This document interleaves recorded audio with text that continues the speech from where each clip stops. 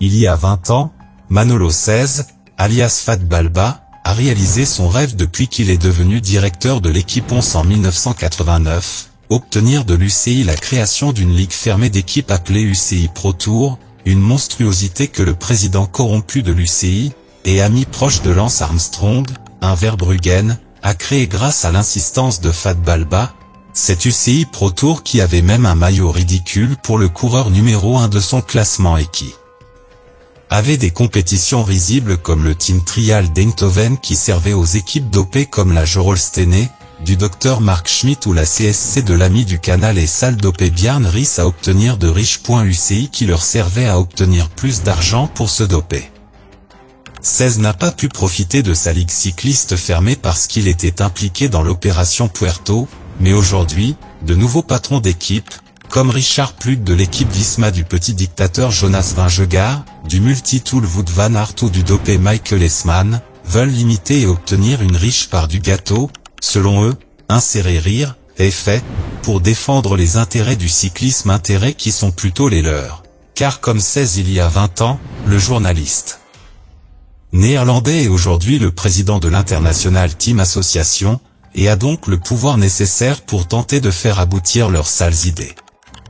Plug est donc la tête visible de One Cycling, mettez-le en grosse typographie, un nouveau projet cycliste qui vise à fermer encore plus la ligue fermée qu'est déjà l'UCI World Tour et qui aurait le soutien de quelques équipes de la plus haute catégorie du cyclisme et de l'actuel président de l'UCI, le félon David Lapartien. Les idées de Plug pour la nouvelle Super League cycliste sont encore plus ridicules que celles proposées par Florentino Pérez et Joan Laporta pour la Super League européenne de football. Le directeur néerlandais des cyclistes dopés est obsédé par l'idée de transformer l'équipe Visma en une super équipe reconnaissable dans le monde entier, comme les Chicago Bulls de Michael Jordan ou le Barcelone de Léo Messi, même si son extraterrestre Vingegaard n'a pas la moitié du charisme et de l'aura des deux stars du sport dopé et admiré auxquels il veut le comparer. Bien sûr, il ne le fait pas pour l'amour de Jonas ou la reconnaissance des efforts des cyclistes, il le fait purement pour l'argent. Depuis que Plug est devenu PDG de l'équipe de dopage Rabobank, il a voulu transformer l'équipe néerlandaise en paquebot. Il a signé les meilleurs cyclistes du marché, dont certains encore sous contrat de la manière la plus sale qui soit, engagé les meilleurs traitements cétoniques possibles, passé des accords avec Amazon pour que Jeff Bezos verse l'argent restant sur le compte bancaire nécessiteux de Richard, acheté des journalistes du monde entier pour rendre son équipe plus charismatique, en les appelant les abeilles, et tenter d'attirer le champion du monde Remco Evenepoel dans une fusion absurde avec l'équipe Soudal, comme le font les rats dans les plus grands moments de la chute d'un navire. Rien de tout cela n'a aidé l'insatiable Plug, qui propose une série de mesures absurdes pour changer le cyclisme et le rendre encore plus fermé et ridicule, comme si cela ne suffisait pas pour avaler les pleurnicheurs actuels qui s'entraînent dans la neige mais qui, lorsqu'un peu de grêle tombe en compétition, ont peur et ordonnent l'arrêt de la compétition. La mesure phare proposée par le PDG de l'équipe Visma est la réduction du calendrier des grandes stars du cyclisme. En bref, il aimerait que Vingegaard affronte Pogacar encore et encore dans chaque grand tour du calendrier, comme un grand prix de Formule 1. D'un côté, c'est logique.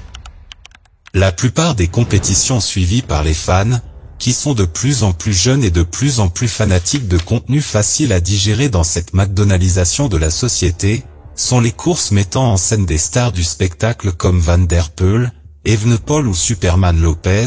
et non celles dans lesquelles s'affrontent des athlètes bruns comme Louis Tarzan Minch, Emmanuel Buchmann ou le colérique Enric Mas. Jusqu'ici, nous sommes d'accord avec Plug, il serait amusant de voir les meilleurs toujours participer aux meilleures compétitions. Mais le problème, c'est la façon dont One Cycling aborde le calendrier cycliste de la saison. Pour eux, les grands tours, Giro, Tour et Vuelta, devraient durer 15 jours, comme s'ils ne duraient pas déjà autant avec les départs à l'étranger, les derniers jours qui ne servent à rien et les jours où le peloton ne s'affronte pas avant les 10 derniers kilomètres de l'étape. Ridicule, ce sont les mots du dinosaure Eusebio Inzu, directeur de l'équipe Movistar et défenseur du projet One Cycling de Plug, qui a supplié les sponsors ces dernières années pour pouvoir faire venir de meilleurs athlètes et redevenir l'équipe puissante qu'elle était à la fin des années 80 et au début des années 90. Lors d'une interview au Tour Columbia 2024, Unzué a révélé qu'une des mesures du projet One Cycling qui le séduit le plus est de pouvoir remplacer un coureur s'il chute au milieu d'une étape du Grand Tour, qu'il s'agisse de la première étape, ce qui est logique, ou de celle qui précède les étapes de montagne plus intenses, ce qui serait un désavantage pour les autres équipes. Comme une bonne équipe World Tour pauvre, Unzué veut aussi réduire le nombre de coureurs par équipe dans l'effectif et la masse salariale, une mesure qui fermerait encore plus la Super League One Cycling à moins d'hommes qui courent et moins de personnes qui vivent du cyclisme au plus haut niveau. Car la réalité est la suivante. Ce que Plug, Unzué et les membres de One Cycling recherchent, c'est le financement de leur projet, et pour cela, ils veulent l'argent du sale pétrodollar arabe auquel ils ont essayé de vendre l'idée du projet. Comme si cela ne suffisait pas avec l'inclusion d'équipes comme Bahrain Victorio de Marc Padin et Sonny Colbrelli ou UAE Team Emirates de Matxin et Gianetti, l'argent du Moyen-Orient viendrait à One Cycling pour enrichir les équipes qui se positionnent davantage en faveur de cet engendro réducteur d'épreuves cyclistes et d'hommes en compétition, et ainsi augmenter encore plus la différence économique et de matériel médical avec les équipes continentales. Mais heureusement, One Cycling n'est pas pour tout le monde. Il y a un homme qui a vu le dopage toute sa vie devant ses yeux, mais qui ne sera jamais un vendu et un mou comme Unzué.